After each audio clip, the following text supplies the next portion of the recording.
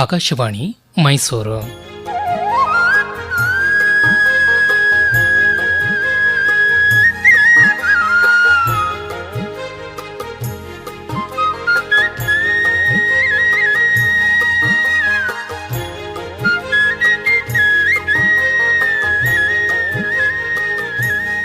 ಗಾದೆ ಗದ್ದುಗೆ ಗಾದೆ ಗದ್ದುಗೆ ಗಾದೆ ಗದ್ದುಗೆ ಗಾದೆ ಗದ್ದುಗೆ ಗಾದೆ ಗದ್ದುಗೆ.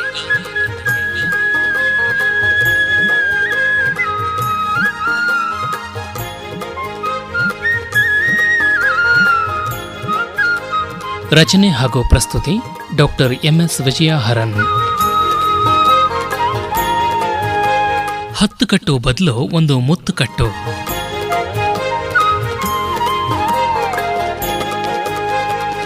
ರಾಮು ರಾಮು, ಏನಕ್ಕ ಅಷ್ಟು ಜೋರ ಕೂಗ್ತಾ ಇದೆಯಾ? ಬೆಳಿಗ್ಗೆನೆ ಎಂಥ ಕೆಟ್ಟ ಸುದ್ದಿ ಕೇಳಿದೆ ಅಂತೀಯಾ? ಅದೇನಕ್ಕ ಅಂಥದ್ದು? ನಮ್ಮನೆ ಕೆಲ್ಸಕ್ಕೆ ಬರ್ತಾಳಲ್ಲ, ಅವಳ ಮಗಳಿಗೆ ಹೆರಿಗೆ ತುಂಬಾ ಕಷ್ಟ ಆಯ್ತಂತೆ. ಪಾಪ ಮಗುನೂ ಉಳಿಲಿಲ್ವಂತೆ ಕಣೋ. ಅಯ್ಯೋ, ಇದು ಬೇರೆ 6ನೇ ಹೆರಿಗೆ ಅಂತೆ. 6ನೇ ಹೆರಿಗೆನಾ? ಈ ಕಾಲದಲ್ಲೂ ಹೀಗೆಲ್ಲ ಆಗತ್ತೇನಕ್ಕ? ಅದು ಹಾಗಲ್ಲ ರಾಮು, ಅವಳಿಗೆ ಮೊದಲನೇದು ಒಂದು ಹೆಣ್ಣು ಮಗು ಇದೆಯಂತೆ. ತುಂಬಾ ಮುದ್ದಾಗಿ ಚೆನ್ನಾಗಿದೆಯಂತೆ. ಮತ್ತೆ ಒಂದೇ ಮಗು ಸಾಕಾಗಿತ್ತಲ್ವನಕ್ಕ? ಅವಳ ನೆಂಟ್ರೆಲ್ಲ ಹೆಚ್ಚು ತಿಳುವಳಿಕೆ ಇಲ್ಲದೆ ಇರೋರು, ಒಂದು ಮಗುನೇ ಅಲ್ಲ, ಒಂದು ಕಣ್ಣಲ್ಲ ಅಂತ ನಿಂಗೆ ಒಂದೇ ಒಂದು ಮಗು ಇದೆ, ಅದು ಹೆಣ್ಮಗು, ಅದರಿಂದ ಇನ್ನೊಂದು 2-3 ಆಗಲಿ ತಗೋ, ಚೆನ್ನಾಗಿರುತ್ತೆ ಅಂತಂದ್ರಂತೆ. ಅಯ್ಯೋ, ಎಂಥ ಜನ ಇರ್ತಾರಲ್ವನಕ್ಕ. ಮತ್ತೆ ಅವಳಿಗೆ 7 ತಿಂಗಳಾಗಿ ಅವಳಿ ಮಕ್ಕಳು ಹುಟ್ಟಿ ಅದು ತೀರಾ ಬೆಳವಣಿಗೆನೇ ಇಲ್ಲದೆ ಹೋಗ್ಬಿಟ್ವಂತೆ. ಮತ್ತೆ 2 ಸಲ ಹೀಗೆ ಆಯ್ತಂತೆ, ಅದು ಹೋಗ್ಬಿಡ್ತಂತೆ ನೋಡು ಈಗಿಂದೂನು. ಓ ಅಕ್ಕ, ಆ ಹೆಣ್ಣು ಮಗಳ ಆರೋಗ್ಯದ ಕತೆ ಏನಾಗ್ಬಿಡಕ್ಕ ಹೀಗಾಗ್ತಾ ಇದ್ರೆ? ಅದಕ್ಕೆ ಕಣೋ ರಾಮು, ನಮ್ಮ ಹಿರಿಯರು ಹೇಳಿರೋದು 10 ಕಟ್ಟೋ ಬದಲು ಒಂದು ಮುತ್ತು ಕಟ್ಟು ಅಂತ. ಏನಕ್ಕ 10 ಕಟ್ಟೋ ಬದಲು ಒಂದು ಮುತ್ತು ಕಟ್ಟು. ಎಷ್ಟು ಚೆನ್ನಾಗಿದೆಯಕ್ಕ ಈ ಗಾದೆ. ಬೆಳಗ್ಗೆ ಚಿಕ್ಕಮ್ಮನೂ ಯಾವುದೋ ವಿಷಯಕ್ಕೆ ಈ ಗಾದೆ ಬಳಸಿ ಮಾತಾಡ್ತಾ ಇದ್ರು. ಅಕ್ಕ, ಇದರ ಅಂತರಂಗ ಬಹಿರಂಗ ಎಲ್ಲ ಏನಕ್ಕ? ರಾಮು, ಸಾಮಾನ್ಯವಾಗಿ ಚಿನ್ನ, ಬೆಳ್ಳಿ, ಹರಳು, ಪಚ್ಚೆ, ಕೆಂಪು ಇವುಗಳಿಗಿಂತ ಮುತ್ತು ತುಂಬಾ ಒಳ್ಳೆಯದು, ಶುಭದಾಯಕ ಅನ್ನೋ ನಂಬಿಕೆ ಹಿಂದಿನಿಂದಲೂ ಬಂದಿದೆ ಕಣೋ. ಮಾತೆ ಮುತ್ತಿದ್ದ ಹಾಗೆ, ಇಂಥ ಮಾತಾಡಿದ್ರು ಹೋಯ್ತು, ಮುತ್ತು ಒಡೆದ್ರು ಹೋಯ್ತು ಅಂತಾನು ಹೇಳ್ತಾರಲ್ವೇನಕ್ಕ? ಮುತ್ತಿನಂತ ಮಾತಾಡಿದ್ರು ಅಂತಲೂ ಹೇಳೋದು ಕೇಳಿಲ್ವಾ ನೀನು? ಮತ್ತೆ ಈ ಮುತ್ತಿಗೆ ಒಂದು ಶುಭದಾಯಕ ಅನ್ನೋ ಮಹತ್ವದ ಸ್ಥಾನ ನೀಡಿದ್ದಾರೆ ನಮ್ಮವರು. ಮತ್ತೆ ಇಂಥ ಮುತ್ತನ್ನ ಆಭರಣವಾಗಿ ಅಲಂಕರಿಸಿಕೊಳ್ಳೋದಕ್ಕೂ ಸಾಕಷ್ಟು ಉಪಯೋಗಿಸ್ತಾರೆ. ಇವುಗಳಲ್ಲೂ 10 ರೀತಿಯ ಆಭರಣಗಳನ್ನು ಹೇರ್ಕೊಳ್ಳೋ ಬದಲು ಒಂದು ಮುತ್ತಿನ ಆಭರಣ ಹಾಕ್ಕೊಂಡ್ರೆ ಅದು ತುಂಬಾ ಶೋಭಾಯಮಾನ, ಆರೋಗ್ಯಕ್ಕೂ ಒಳ್ಳೆಯದು, ಅದರ ಮೇಲೆ ನೀರು ಬಿದ್ದಿದ್ದು ತುಂಬಾ ಒಳ್ಳೆಯದು ಅಂತ ಹೇಳ್ತಾರೆ. ಅದಕ್ಕೆ 10 ಕಟ್ಟೋ ಬದಲು ಒಂದು ಮುತ್ತು ಕಟ್ಟು ಅನ್ನೋ ಮಾತು ಹುಟ್ಕೊಂಡಿರ್ಬೇಕಲ್ವೇನಕ್ಕ?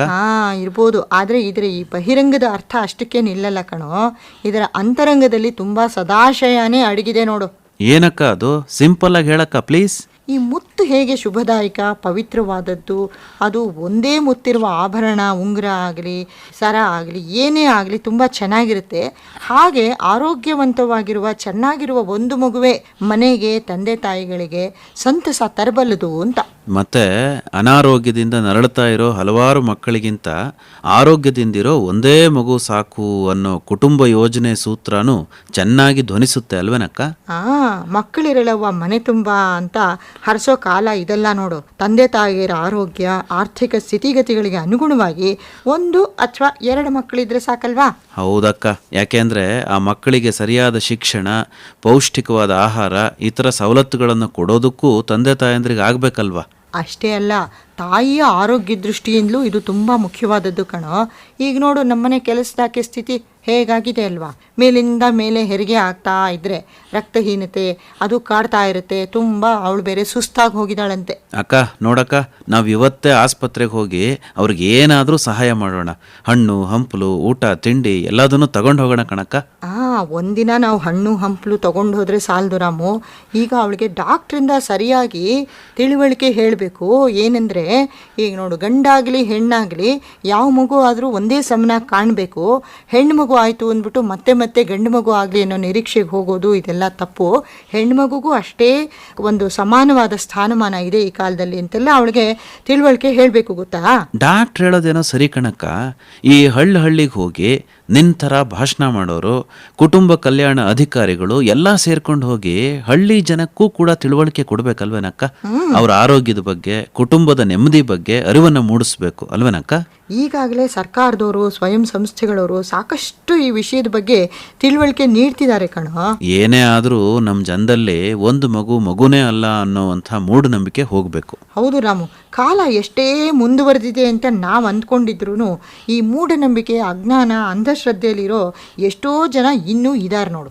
ಜನ ವೈಜ್ಞಾನಿಕವಾಗಿ ಆಲೋಚನೆ ಮಾಡೋದನ್ನ ಕಲಿತ್ಕೋಬೇಕು ಅಲ್ವೇನಕ್ಕ? ಸರಿಯಾಗಿ ಹೇಳಿದೆ ರಾಮು. ಅಯ್ಯೋ, ನಿನ್ನ ಹತ್ರ ಮಾತಾಡ್ತಾ ಟೈಮ್ ಹೋಗಿದೆ, ಗೊತ್ತಾಗ್ಲಿಲ್ಲ ನೋಡು ನನಗೆ. ಹೌದಕ್ಕ, ನನಗೆ ಕಾಲೇಜ್ಗೂ ಟೈಮಾಗಿ ಹೋಗಿದೆ. ಬೇಗ ತಿಂಡಿ ಕೊಡಕ್ಕ. ಅಕ್ಕ, ಏನ್ ತಿಂಡಿ ಮಾಡಿದ್ಯಾ ಇವತ್ತು? ಇವತ್ತು ನಮ್ಮ ಮನೇಲಿ ಹಿತ್ತಲಲ್ಲಿ ಬಿಟ್ಟಿತ್ತಲ್ಲ ಕೆಸುವಿನ ಎಲೆಗಳು, ಅದನ್ನೆಲ್ಲ ಹಾಕಿ ಪತ್ರೊಡೆ ಮಾಡಿದ್ದೀನಿ. ಪತ್ರೊಡೆ ಬೇಗ ಕೊಡಕ್ಕ. ನಡಿ.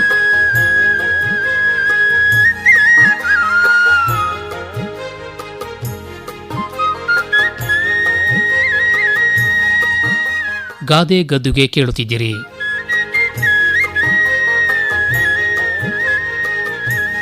ರಚನೆ ಹಾಗೂ ಪ್ರಸ್ತುತಿ ಡಾಕ್ಟರ್ MS ವಿಜಯ ಹರನ್.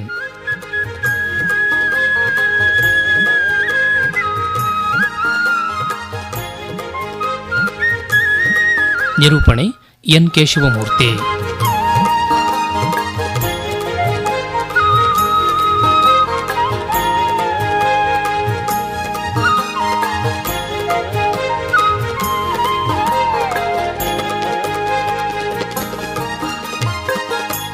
ಈ ಕಾರ್ಯಕ್ರಮ ಆಕಾಶವಾಣಿ ಮೈಸೂರು ಕೇಂದ್ರದಿಂದ ಮೂಡಿಬಂತು.